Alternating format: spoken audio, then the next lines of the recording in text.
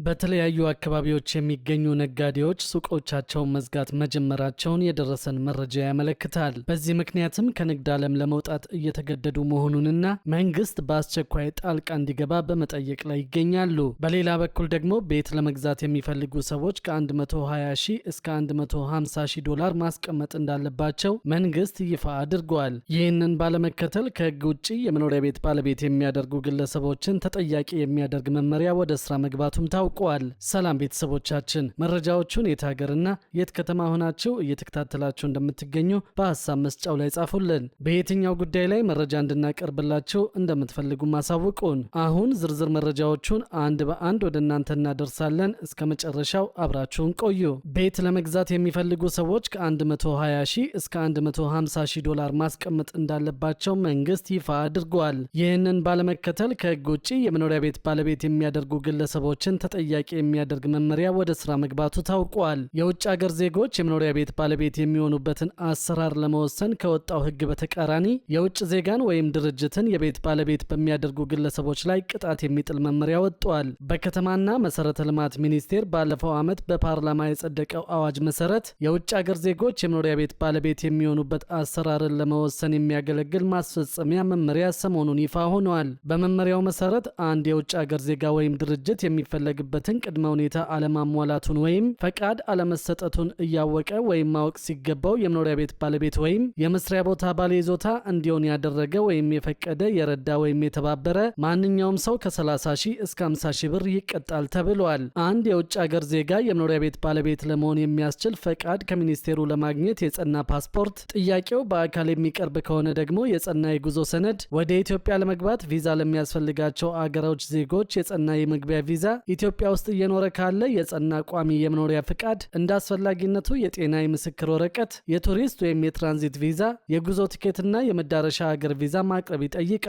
ፈቃድ ጠያቂው የመኖሪያ ቤት ባለቤት ለመሆን የሚያስፈልገውን ዝቅተኛ የገንዘብ መጠን ባንክ ያስገባ መሆኑን የሚያረጋግጥ ማስረጃ ማቅረብ የሚጠበቅበት ሲሆን ያስመዘገበው ካፒታል ለአንድ መኖሪያ ቤት ብቻ የሚውል እንደሆነ ተጠቅሷል። ማንኛውም የውጭ ሀገር ዜጋ የአንድ መኖሪያ ቤት ባለቤት ለመሆን በዝቅተኛ ሊያሟላ የሚገባው የገንዘብ መጠን በአዲስ አበባ ከተማና በሸገር ከተማ ከሆነ ቢያንስ 150 ሺህ ዶላር፣ ሸገር ከተማን ሳይጨምር በኦሮሚያ፣ በአማራ፣ በትግራይ፣ በሲዳማ፣ በማዕከላዊ ኢትዮጵያ፣ በደቡብ ኢትዮጵያ፣ በደቡብ ምዕራብ ኢትዮጵያ፣ በሶማሌ፣ በሐረሪ ክልሎች ወይም በድሬዳዋ ቢያንስ 120 ሺህ ዶላር ማስቀመጥ እንዳለበት በመመሪያው ተደንግጓል። የባለቤትነት ጥያቄው በአፋር፣ በቤኒሻንጉል ጉሙዝ ወይም በጋምቤላ ክልል ከሆነ ደግሞ ቢያንስ 100 ሺህ ዶላር እንዲያስቀምጥ የሚገደድ ሲሆን ገንዘቡ ገቢ የተደረገለት ባንክ በዕለቱ የውጭ ምንዛሪ ተመን መሰረት ወደ ብር በመቀየር በዝግ ሂሳብ በውጭ ሀገር ዜጋው ስም ማስቀመጥ አለበት ተብሏል። የውጭ ዜጋው የመኖሪያ ቤት ሲገዛ ወይም መሬት በሊዝ ጨረታ ሲያገኝ ከተከፈተው ዝግ ሂሳብ ገንዘብ እንዲለቀቅለት የተፈቀደ መሆኑን የሚገልጽ በሚኒስቴሩ የተጻፈ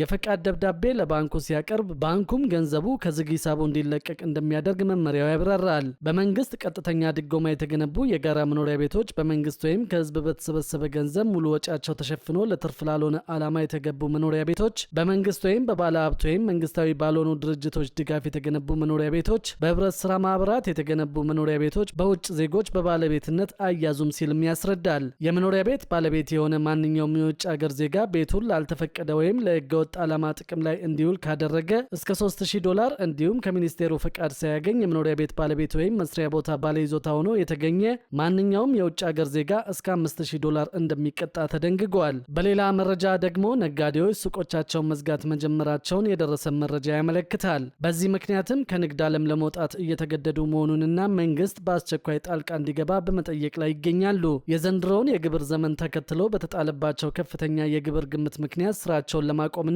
የንግድ ፈቃዳቸውን ለመመለስ እየተገደዱ መሆናቸውን በርካታ ነጋዴዎች ገልጸዋል። እንደ ነጋዴዎቹ ገለጻ ለአሁኑ የግብር ዘመን የተጣለባቸው የግብር ግምት ቀደም ሲል ይከፍሉት ከነበረው ጋር ሲነጻጸር እስከ 3 እጥፍ ያህል ጭማሪ አሳይተዋል። በአሁኑ ወቅት ባለው የገበያ መቀዛቀዝ፣ የኑሮ ውድነትና የህብረተሰቡ የመግዛት አቅም መዳከም ምክንያት ንግዳቸው የተቀዛቀዘ መሆኑን የሚናገሩት ነጋዴዎቹ የተጠየቁት መጠን ከሚያገኙት ገቢ ጋር ፈጽሞ የማይመጣጠን በመሆኑ የተጫነባቸው ከፍተኛ የግብር ጫናን መሸከም አለመቻላቸውን ያስረዳሉ። በዚህ ምክንያት የንግድ ፈቃዳቸውን ለመመለስ ማመልከታቸውን፣ ሱቆቻቸውን ዘግተው ከንግድ ዓለም ለመውጣት መገደዳቸውንና ጉዳዩ የሚመለከታቸው አካላት ዳግም ግምገማ እንዲያደርጉላቸው አቤቱታ በማስገባት ላይ እንደሚገኙ ተናግረዋል። ይህ ሁኔታ በአስቸኳይ መፍትሄ ካልተበጀለት የበርካታ ዜጎችን የሰራተኞችን የስራ ዕድል አደጋ ላይ ከመጣሉን ባሻገር በገበያው ላይ ተጨማሪ የዋጋ ንረትና የእቃዎች እጥረት ሊፈጠር እንደሚችል ስጋታቸውን ገልጸዋል። ከ15000 እስከ 25000 ብር ይከፍሉ የነበሩ ወደ 180000 ብር፣ ከ10000 ብር ወደ 46000 ብር እንዲሁም ደግሞ ከ12000 ብር ወደ 110000 ብር ከፍ እንደተደረገም ተናግረዋል። በዚህ ውሳኔ ምክንያትም በተለያዩ ክልሎችና በአዲስ አበባ የሚገኙ በርካታ የቁርጥ ግብር ከፋዮች ለ2018 ዓ.ም የተጣለባቸው ግብር ከአቅማቸው በላይ መሆኑን ገልጸው ቅሬታቸውን በማቅረብ ላይ ይገኛሉ።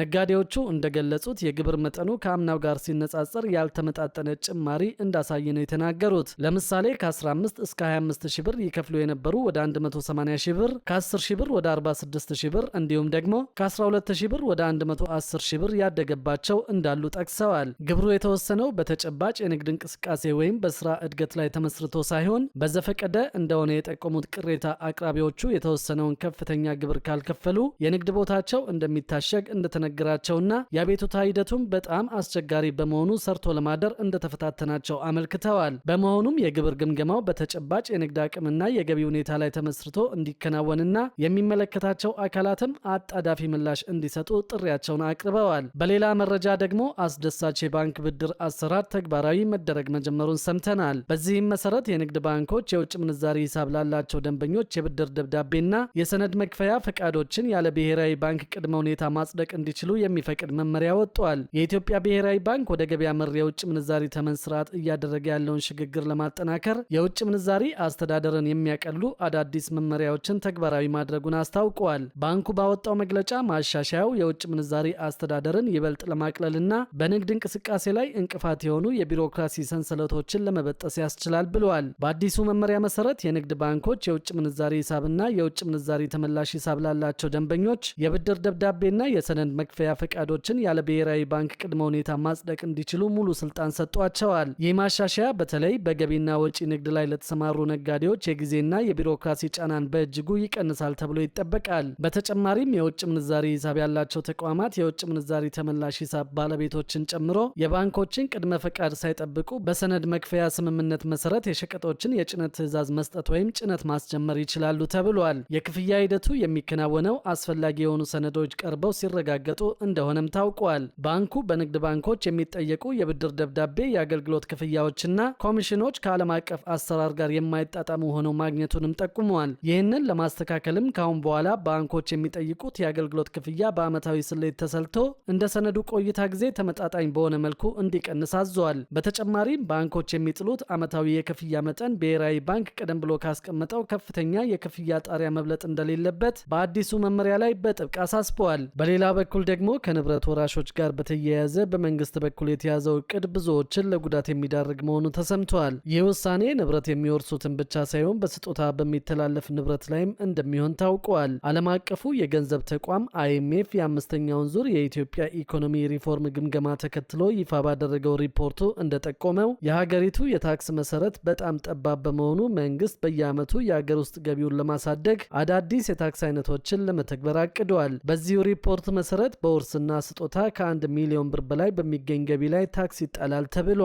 በሲጋራ በአልኮልና በነዳጅ ምርቶች ላይ የሚጣለው ታክስ እንደሚጨምርም የተገለጸ ሲሆን ይህም ሀገራዊ ገቢን ከመጨመር ባለፈ ለጤና ፖሊሲዎች አተገባበር ከፍተኛ ጠቀሜታ እንዳለው ተመላክቷል። የኢኮኖሚ ባለሙያው አቶ ዋሲሁን በላይ በሰጡት አስተያየት እነዚህ አዳዲስ የታክስ እርምጃዎች በአጠቃላይ በሀገሪቱ ኢኮኖሚና በህብረተሰቡ ላይ ተጨማሪ ጫና ሊፈጥሩ እንደሚችሉ ጠቁመዋል። ሆኖም መንግስት አገራዊ ገቢውን ለማሳደግ ሲል ውሳኔዎቹን በቁርጠኝነት እንደሚተገብራቸው ይጠበቃል ብለዋል። ከዚሁ ጋር በተያያዘ በውርስና በሌላም ምክንያት በክርክር ላይ የሚገኙ የመሬት ጉዳዮችን በተመለከተ አዲስ አሰራር በመተግበር ላይ እንደሚገኝ ታውቋል። በተለያዩ ምክንያቶች በክርክር መዝገብ ተመዝግበው የሚገኙ የመሬት ይዞታዎችን ከክርክር መዝገብ ለማውጣት የመሬት ልማት አስተዳደር ቢሮና የመሬት ይዞታ ምዝገባና መረጃ ኤጀንሲ የጋራ ኮሚቴ አቋቁመው ለመስራት የሚያስችላቸው ስምምነት ላይ ደርሰዋል። ከሁለቱ ተቋማት የተውጣጡ የስራ ኃላፊዎችና ባለሙያዎች በተለያዩ ምክንያት ወደ ክርክር መዝገብ የገቡ የመሬት ይዞታዎችንና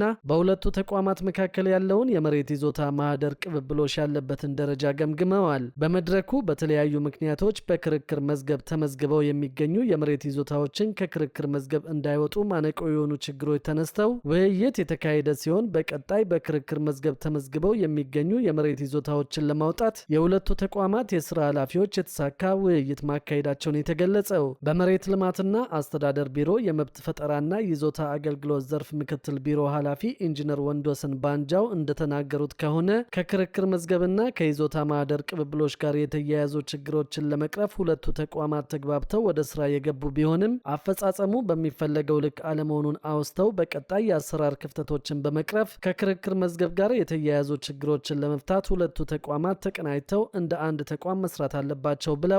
የመሬት ይዞታ ምዝገባና መረጃ ኤጀንሲ ምክትል ዋና ዳይሬክተር ኢንጂነር አሳሳይን ተስፋዬ በበኩላቸው በክርክር መዝገብ የገቡ ይዞታዎችን ለማውጣት የኪራይ ሰብሳቢነት አስተሳሰቦች እንቅፋት መሆናቸውን ገልጸው ችግሮችን በመቅረፍ በክርክር መዝገብ የገቡ የመሬት ይዞታዎችን ለማውጣት በመልካም ስነ ምግባር የታነጹ ባለሙያዎችን ያካተተ የጋራ ኮሚቴ ተቋቁሞ ስራ መጀመሩን ገልጸዋል። በሌላ በኩል ደግሞ ያለደረሰኝ የሚደረጉ ግብይቶችን ለማስቀረት እየተሰራ ባለው የቁጥጥር ስራ ከፍተኛ ገቢ ማግኘት መቻሉ ተገልጿል። የአዲስ አበባ ገቢዎች ቢሮ በባለሙያና በቴክኖሎጂ አማካኝነት በሚያደርገው የቁጥጥር ስራ ገቢን ማሳደግ መቻሉን ያስታወቀው በተለይም ያለደረሰኝ የሚከናወኑ ግብይቶች ላይ ትኩረት ተሰጥቶ እየተሰራ በመሆኑ ለውጦች እየታዩ መሆኑን የገለጹት የአዲስ አበባ ገቢዎች ቢሮ የኮሚኒኬሽን ዳይሬክተር አቶ ሰውነት አየለ ናቸው። ያለደረሰኝ ግብይት በመርካቶ አካባቢ በስፋት ይስተዋል የነበረውን ችግር ለመቅረፍ የቁጥጥር ባለሙያዎችን የመመደብና የቴክኖሎጂ አሰራር ስርዓትን የመዘርጋት ስራ በመሰራቱ መሻሻሎች መኖራቸውን የጠቆሙት ዳይሬክተሩ ነገር ግን አሁንም ችግሩ ሙሉ በሙሉ ለማስቀረት ብዙ ስራ እንደሚጠበቅ ገልጸዋል። ለዚህም ሲባል በመርካቶ የሚገኙ ቅርንጫፍ ጽህፈት ቤቶችን ከግብር አሰባሰብ ስርዓት በማውጣት በህግ ማስከበርና በቁጥጥር ስራ ላይ ብቻ ትኩረት እንዲያደርጉ የሚያስችል አደረጃጀት መፈጠሩን አስረድተዋል። ከመርካቶ በተጨማሪ የደረጃ ሀ ግብር ከፋዮች በብርሃንና ሰላም ማተሚያ ድርጅት አማካኝነት የሚታተሙ የእጅ በእጅ ደረሰኞችን ጥቅም ላይ እንዲያውሉ ከፍተኛ የህትመት ስራ እየተከናወነ መሆኑም ተገልጿል። በ2018 በጀት ዓመት 690 በሚደርሱ ባለሙያዎች ላይ እርምጃ መወሰዱን ያወሱት አቶ ሰውነት በቁጥጥር ባለሙያዎች ላይ ካሜራ ቢገጠምም አሁንም የሚነሱ ቅሬታዎች በመኖራቸው በማስረጃ የተደገፉ ጥቆማዎች ሲገኙ እርምጃ እየተወሰደባቸው እንደሚገኝ ገልጸዋል።